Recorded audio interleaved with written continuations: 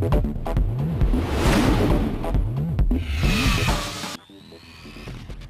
Me Ashwin. Welcome to this episode of web माझा.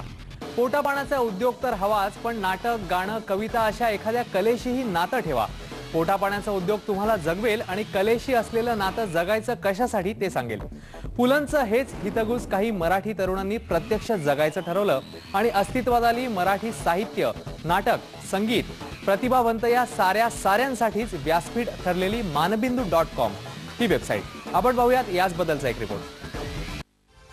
सध्याच्या धकाधकीच्या जीवनात तुम्हाला तुमच्या आवडत्या नाटक, चित्रपट किंवा संगीताच्या एखाद्या कार्यक्रमाला जाता येत नसेल किंवा पाहायला वेळच मिळत नसेल किंवा वेळ असला तरी अशा कार्यक्रमांची माहिती तुमच्याकडे नसते. पण आता अशी चिंता सोडून द्या, कारण तुमच्या मोबाईलवर तुम्हाला अशा सगळ्या कार्यक्रमांची माहिती SMS अलर्टच्या माध्यमातून मिळणार आहे. त्यासाठी तुम्हाला फक्त एवढंच करायचं, तुम्ही एका वेबसाईटला लॉग इन करायचं आणि तुमचं नाव नोंदवायचं. या वेबसाईटचं नाव आहे www.manabindu.com. या वेबसाईटवर तुम्हाला तुमच्या जवळच्या नाट्यगृहात काय सुरू आहे, शहरात कोणकोणते संगीताचे किंवा सांस्कृतिक कार्यक्रम आहेत, तुमच्या शहरातल्या कुठल्या थिएटरमध्ये कुठला पिक्चर सुरू आहे अशी माहिती मिळेल. आणि तीही SMS वर आणि विनामूल्य. आहे ना छान सोय? www.manabindu.com वर तुम्हाला कलेच्या क्षेत्रातल्या मान्यवर कलाकारांच्या सोबतच अशा सर्व क्षेत्रातल्या उगवत्या कलाकारांची माहिती मिळणार आहे. अशा काही कलाकारांची तुम्हाला माहिती मिळेल ज्यांना फारसं कोणी ओळखत नाही, पण त्यांच्यातली कला खरोखरच कौतुकास्पद आहे. या साईटवर तुमच्यासाठी शिल्पकार उद्याचे, रंगमंच, संगीत, चित्रपट, ऑर्कुट कट्टा अशी विविध सदर देखील असणार आहेत. मानबिंदू ही खरं तर ऑर्कुटवरची एक लोकप्रिय कम्युनिटी, पण तिची लोकप्रियता एवढी वाढत गेली की त्यातून वेगळ्या अशा वेबसाईटची कल्पना पुढे आली. योगेश पितळे, समीर कर्वे आणि अनुप पिंगळे यांच्या प्रयत्नातून ही www.manabindu.com ही वेबसाईट प्रत्यक्षात आली. पण या वेबसाईटवरचे अलर्ट सध्या मुंबई आणि पुण्यापुरतेच उपलब्ध असणार आहेत. तेव्हा धावपळीत असाल तरी थोडासा वेळ काढा आणि www.manabindu.com वर लॉग इन करा. ब्युरो रिपोर्ट, स्टार माझा. आणि याच सगळ्या संदर्भात आता आपण मानबिंदू वेबसाईटच्या निर्मिती मागची प्रेरणा आणि कल्पना काय ते जाणून घेण्यासाठी गप्पा मारणार आहोत वेबसाईटचा कोऑर्डिनेटर योगेश पितळे याच्याशी, जो मध्ये काय सांगशील. एकूणात जी वेबसाईट तुमची आता 1.5 वर्ष ऑलमोस्ट आय थिंक झालेला आहे, तर कशी काय मुळात संकल्पना कशी काय सुचली आहे? सर्वप्रथम धन्यवाद स्टार माझं की मला इथे बोलवलं आणि मला इथे लोकांसमोर आणलं. वेबसाईटची संकल्पना सांगायची झाल्यास मला थोडं फ्लॅशबॅकमध्ये जावं लागेल.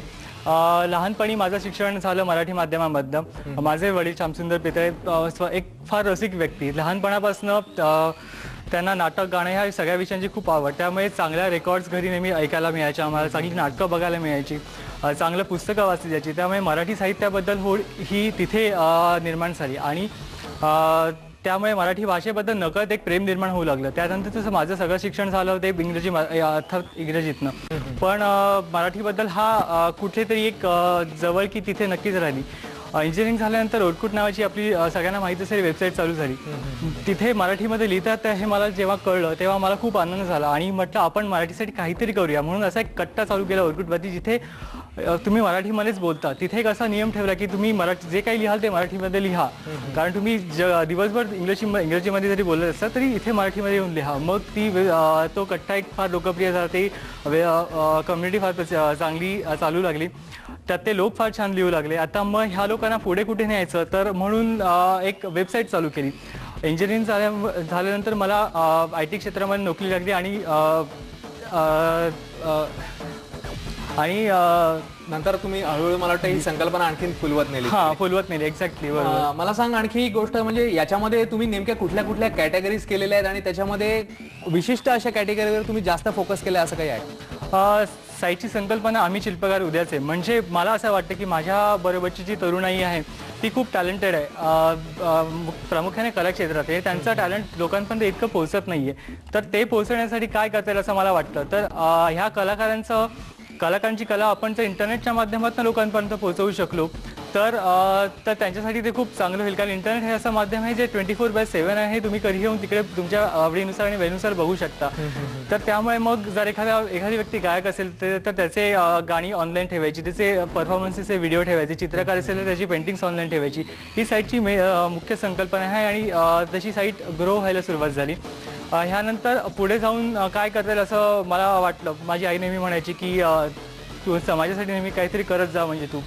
तर त्यामुळे मग ही संकल्पना पुढे कशी नेता येईल असं मला वाटलं. तर नाट्य क्षेत्रात खूप चांगली नाटकं येतात, खूप चांगलं संगीत आपल्याकडे निर्माण होते, चित्रपट खूप चांगले मराठीमध्ये यायला लागले. तर आता ह्या सगळ्या गोष्टी माझ्या जनरेशनच्या लोकांपर्यंत मला पोचवायच्या आहेत. तर त्यासाठी कुठलं माध्यम आहे तर ते इंटरनेट. तर ह्या सगळ्या क्षेत्रातली नवनिर्मिती जर लोकांसमोर सादर करायची असेल तर इंटरनेटच्या माध्यमातून खूप चांगल्या पद्धतीने लोकांपर्यंत पोहोचता येतं.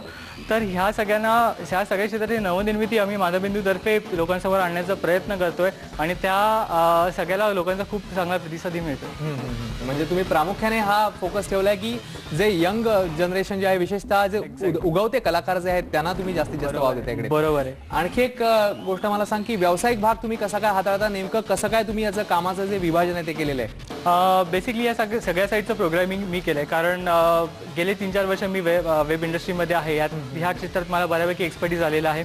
त्यामुळे प्रोग्रामिंग ही जी गोष्ट आहे ती एंटायरली मी सध्या हातात या गोष्टीची. ह्यानंतर अनुप पिंपळे माझा जो पार्टनर आहे तो MBA आहे, तो या सगळ्या गोष्टीचा मार्केटिंग बघतो. पुण्यामध्ये समीर कर्वे माझा मित्र आहे जो तिकडचं कॉर्डिनेशन बघतो. लातूरमध्ये सुधींद्र देशपांडे आहे.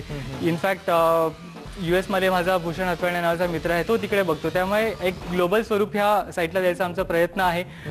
बघूया पुढे कसं काय होते ते. आताच तू सगळ्या तुझ्या सहकाऱ्यांबद्दल माहिती दिलीस, मात्र ब्लॉग्स वगैरे असं काही आहे का तुमच्याकडे? त्याच्यावर दिसत नाही आहेत ब्लॉग्स. नाही, ब्लॉग्स ही सध्या संकल्पना नाहीये, कारण इतर 4 लोक जी गोष्ट करतात तीच तुम्ही केलं तुमचं नाविन्य काय राहतं.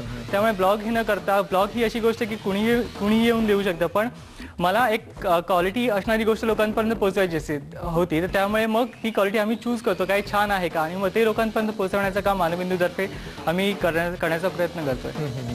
आता तुमचं जी वेबसाईट आहे त्याच्यामध्ये SMS alerts, free SMS alerts हे आहे, तर नेमकं हे कशा पद्धतीने तुम्ही साकारलेलं ते थोडक्यात सांगा. हां, SMS अलर्ट्स ही अशी सोय आहे की मला असं वाटतं की आजची जी जनरेशन आहे ती टेक्नॉलॉजी सॅव्ही आहे. त्यांना टेक्नॉलॉजीच्या माध्यमातून जे काही द्याल ते त्यांना चांगलं वाटतं. तर मराठीमध्ये होणारी ही सगळी गोष्ट जर SMS किंवा अशा पद्धतीने त्याच्यापर्यंत पोहोचली तर त्यांना त्या गोष्टीचं फार अट्रॅक्शन वाटेल आणि तिकडे ते लोक अट्रॅक्ट होतील. त्यामुळे SMS अलर्ट्स ही अशी गोष्ट आहे की मी जर सपोज बोरवलीमध्ये राहतोय आणि प्रबोधन का ठाकरेला मला एखादं नाटक आहे तर ते मी लोकांना SMS पाठवून कळवतो मानवबिंदूतर्फे, जेणेकरून तो तिथे राहणार माणूस येऊन बघू शकतो आणि ही 1-to-1 पब्लिसिटी होते, ज्याचा फायदा नक्कीच नाट्य क्षेत्राला किंवा कलाकारांच्या कार्यक्रमांसाठी वापरतो त्यांना नक्कीच होईल असं मला वाटतं. तुमच्याकडे इतरही अनेक सेक्शन्स आहेत जसं तू सांगितलंस, मात्र पुस्तकांचा असा किंवा वाचनाची आवड विशेषतः वाढण्याच्या दृष्टीने असं काही पुस्तक प्रदर्शनांचे आपण म्हणूया किंवा एखादं व्याख्यानमाला असेल, काही म्हणजे वैचारिक दृष्टीने किंवा लेखन असेल तर या दृष्टीने काही तुमचा करण्याचा मानस आहे का? SMS अलर्ट्स ही आमची सोय प्रामुख्याने 3 विभागांसाठी आहे. एक मराठी नाटकांसाठी, एक कलाकारांच्या कार्यक्रमांसाठी आहे आणि एक अन्य. आता अन्य म्हणजे काय की आपल्या बाजूला बरेच पुस्तकांचं प्रदर्शन भरतं किंवा कुठल्या व्याख्यानमाला असते किंवा अजून काही सांस्कृतिक प्रोग्राम असतात, तर हे लोकांपर्यंत पोहोचावेत म्हणून SMS अलर्ट्स हे प्रामुख्याने मी करतोय. लेखनाच्या संदर्भात एक स्वतंत्र विभाग चालू करायचा विचार आहे, पण आता मला ते काही डिस्क्लोज करायचं नाही. लोकांना सरप्राईज करायला मला खूप आवडतं, तर बघू येत्या काळात कसं काय वर्कआउट होते ही गोष्ट. आणि पुढचे प्लॅन्स काय आहेत? विशेषतः आणखी एक त्यालाच उद्देशून मला आणखी एक त्याला अनुषंगाने असा प्रश्न विचारायचा होता की तुम्ही आता तू जसं उल्लेख केलास की वेगवेगळ्या तुम्ही ठिकाणी आहात, तर मग याचा फेर आढावा असा अमुक एक आठवड्यांनी किंवा 10 दिवसांनी असं तुम्ही काही हे करता का की बाबा या काळात हे घडलं आणि पुढच्या दृष्टीने कशा योजना आखता तुम्ही? बरोबर, आम्ही आमचं ग्राउंडवर चालूच असतं. आता मानवबिंदूच्या टीमने पब्लिसिटी कशी करायची यासाठी जवळजवळ 20,000 लोकांचे ईमेल आयडी, 20,000 जास्त लोकांचे ईमेल आयडीज कलेक्ट केले होते ऑर्कुटमध्ये ईमेल कॅम्पेनिंग करून. जेव्हा आमच्याकडे काही नवीन येतं तर गेल्या 15 दिवसात मानवबिंदूमध्ये काय नवीन आलं हे लोकांना आम्ही ईमेल पाठवून सातत्याने कळवत असतो. त्यासाठी जर तुम्ही साईटचे सदस्य झालात तर तुम्हालाही अशी ईमेल नक्कीच मानवबिंदूकडनं मिळत जाईल. मला सांग आणखी एक गोष्ट, म्हणजे साधारण किती हिट्स अंदाजे या दिवसाला होत असतात आणि गेल्या काही पिरियडमध्ये तुला याच्यामध्ये वाढ आढळते का? नक्कीच, कारण मानवबिंदू वेबसाईट मी एक हॉबी वेबसाईट म्हणून चालू केली होती, ज्याचं कमर्शियल व्हर्जन मी गेल्या 23 डिसेंबरला लॉन्च केलं होतं. त्याच्या आधी 6 महिने दिवस जागून ते व्हर्जन मी तयार केलं. आता 23 डिसेंबरला लॉन्च झाल्यानंतर मी हार्डली 1000 लोकांना ईमेल पाठवलं असेल, तरी आत्तापर्यंत गेल्या 15 दिवसात जवळजवळ 3000हून जास्त लोकांनी वेबसाईट पाहिली आणि 10,000हून अधिक पेज व्ह्यूज त्या साईटचे झालेले आहेत. त्यामुळे लोकांचा खूप चांगला प्रतिसाद मला आत्ता मिळतोय. लोकांचे फोन्स येतात, ईमेल्सनी लोक म्हणतात की खूप छान वेबसाईट आहे, तुमचं काम असं चालू ठेवा. त्यामुळे एक फार आशावादी दृष्टिकोन ठेवायला काही हरकत नाही.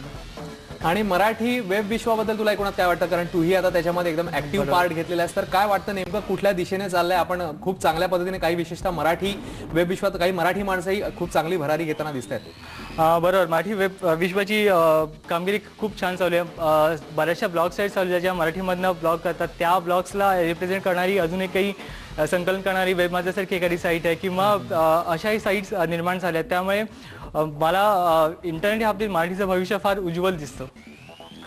योगेश, धन्यवाद आणि या सगळ्या तुझ्या उपक्रमासाठी शुभेच्छा. आणि आपण अशी अपेक्षा करूया की अधिकाधिक लोकांना याचा फायदा होऊन जेणेकरून कलेला ते अधिकाधिक सामोरे जाऊ शकतील, आनंद उपभोगू शकतील. धन्यवाद. माहिती दिली. तेव्हा वेब माझामध्ये आता आपण इकडेच ब्रेक घेणार आहोत. एक मात्र ब्रेक नंतर आणखी काही इंटरेस्टिंग बातम्या तुम्ही पाहत राहा स्टार माझा.